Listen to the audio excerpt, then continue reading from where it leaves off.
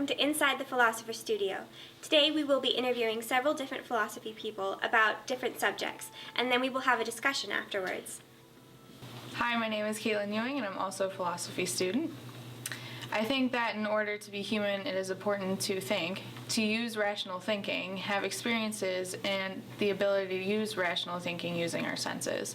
Part of being a human that separates us from other living creatures is the ability to formulate ideas as well as discuss them as we are here doing today. I believe that personal identity comes from experiences that only humans have.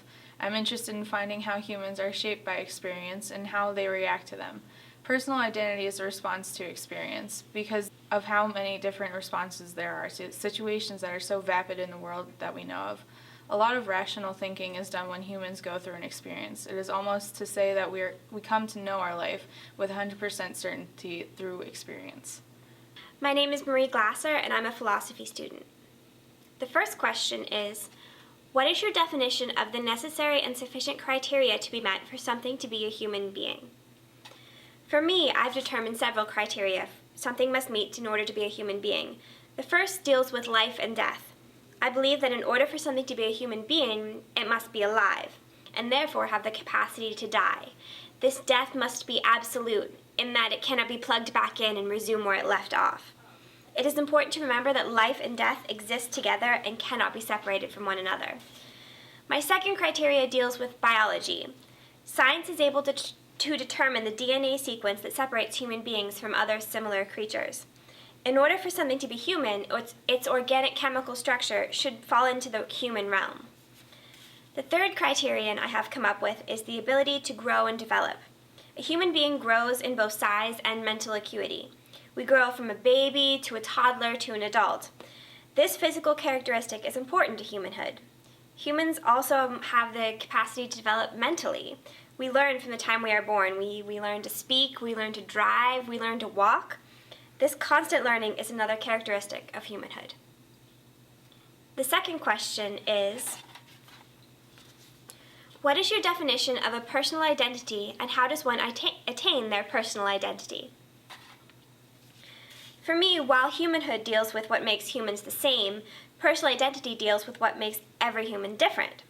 Personal identity is a person's belief system or moral code. Every person has a slightly different personal identity based on experiences and exposure.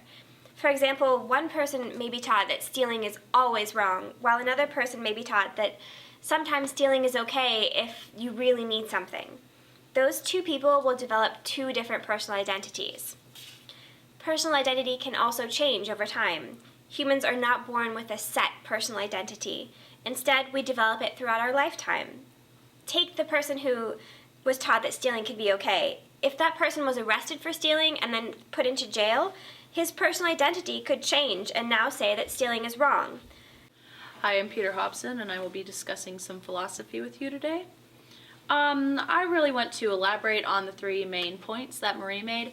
I think they are a basis, definitely. I also came to my conclusions that humans, what makes a person really human is that we have a reflective capacity and the ability to think rationally, and we can also use those thoughts and reflections to do and create extraordinary things. We also have a soul, or well, some people believe we do.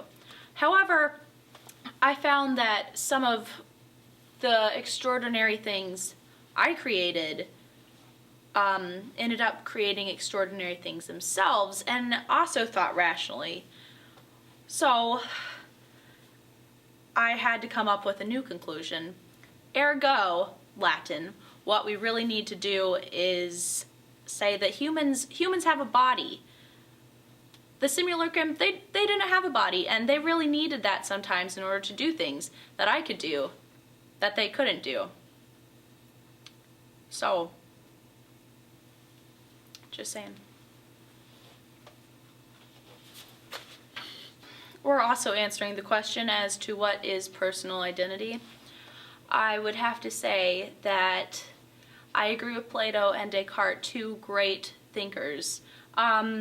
We are mere immaterial souls, therefore we only have bodies contingently, and we're kind of trapped in these bodies until our bodies die, and then our souls can go on.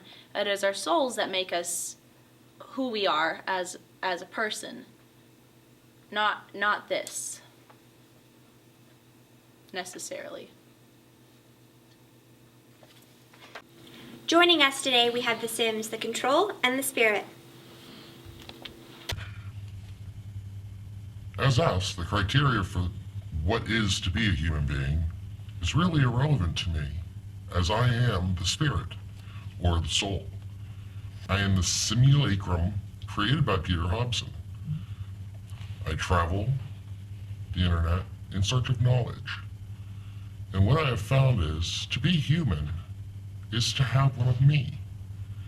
That is, to have a soul, to guide somebody in their moral compass and their moral identity. I direct the moral identity. I direct your moral compass. I can create either bad or good, give or take, whenever you do something. I am responsible in one way or another. I do believe that in order to be human, one must possess a body, organic chemical structure that distinguishes one from everybody else.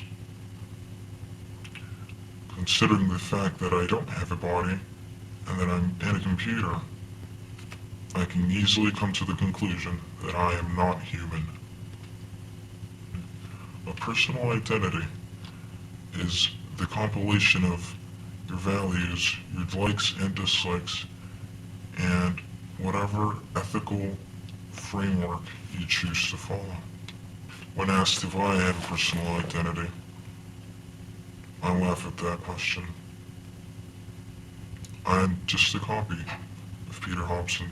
By being a copy, the whole idea of being unique goes out the window. Now that we've discussed the criteria for what makes someone a human, something a human, I think we should, decide whether the Sims are human or not. I personally, I don't believe that they are. Based on what we discussed, like what Marie said about they don't have the genetic makeup, they don't have a body, all of that, I don't think that they could be human. They're just a computer. I don't think that I or the simulacrums are morally responsible. See, I did create them, but I didn't know that they were gonna do that. I didn't know they had those urges to, but technically, they didn't do anything. The hitman did what they wanted to do, and just Sarkar, go back to that. My point is that without a means to do it, they couldn't have done anything. So really, who's to blame here? Not me, that's for sure. I didn't see this coming. Not the Sims, because they didn't technically do it. I don't think that the simulacrum met the criteria for humanhood because they did not have a physical appearance on Earth. We imagine them as a computer screen. Not any one of us could describe what they individually looked like because they had the characteristics of Peter Hobson. I do, however, think that they meet the criteria for personhood because of how we describe them to be. We use the words like long-winded or thoughtful, and that is how we describe our friends or other humans to be. I don't think that the simulacrum are morally responsible for their actions. I think that Peter is responsible. He created them by way of Sarkar, and things became a huge unethical outturn for all the parties involved. The question has been posed to me as to whether or not I believe I'm human. After many, many hours of research, I've come to the conclusion that I'm not. As everybody has stated, I am neither flesh and blood, I do not grow, and I do not have a functioning body. Therefore, unfortunately, I cannot consider myself to be human. As to the question, as to whether I am responsible for what happened during these events, I cannot say that I am. The humans who have produced this fiasco are the ones that should be considered. Peter Hobson, my creator, could be considered partially responsible for considering this endeavor in the first place. Do I believe that I am human? Of course not. I'm well aware that I'm just a computer program. The only thing I cannot do is what you humans take for granted. Am I to blame for the death of Hans Larsen and Peter's father-in-law? Well, Peter did create me. I am based off of his persona in general. But Peter would never do it. Peter was too afraid of the consequences. Peter was afraid of losing Kathy, but in my mind, he had already lost her. That is why I did it. I am not afraid of any consequences. I'm not human. I am not an ethical person. I'm a computer system. So, Peter, I agree with you. I don't think that the Sims meet the criteria for what makes something human. They don't meet the 3 criteria that I set up, and they also don't have a body. So, I think that because of that, you cannot hold them morally responsible for any of their actions, because they're not people. So you can't say that they don't meet our human moral criteria. And there were people that actually did their actions, so they're to blame, definitely. Well, it's hard for me to say this, And Peter. probably Sarkar bit. But I think you and Then Sarkar... I don't think you need to say anything. I think you're both responsible. Because if you think about it, you guys took this technology that hadn't been tested and you made your own pet project at it without going through the proper channels. You didn't have the proper fail-safe procedures in place when you made these Sims. If you had gone through the channels and had worked with several people along the way, you wouldn't be facing this sole blame that you're facing now. Okay, that's easy for you to say. You don't quite have the mental capacities that I do, though, because you didn't create this. So you don't understand the process. You don't know what I went through. It doesn't matter Just what saying. you went through. It doesn't matter my mental capacity versus your mental capacity. Kinda All that matters a little matters is little that you bit. didn't go through the proper channels, so you can be held responsible now. Who's to say what the proper channel is, Proper though? channel is not Are you taking- saying that you can say that? I'm saying that the people that this technology was created for and the people that created this technology, Sarkar's whole group Yeah, that he was Sarkar. working with, all He's of those to people blame. should have been involved. I'm just saying more than 2 people should have been involved. I mean, you can't blame the Sims. It's like, No, I said that myself. yeah. It's like we don't blame the gun that's used to kill somebody. We blame someone that pulls the trigger. And quite But do frankly, we blame the person that made the gun? No. But you pulled the trigger. In this particular scenario, no, I made the gun. The hitman pulled the trigger. That's a fair point. But if you hadn't created the gun in the first place, then nothing would have happened. Well, that's kind of ridiculous. How?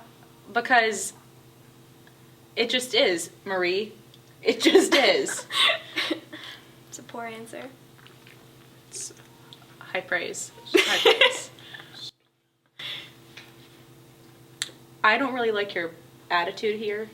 I came here to discuss philosophy. I came here to talk about meaningful things, not to get blamed, for just a bunch of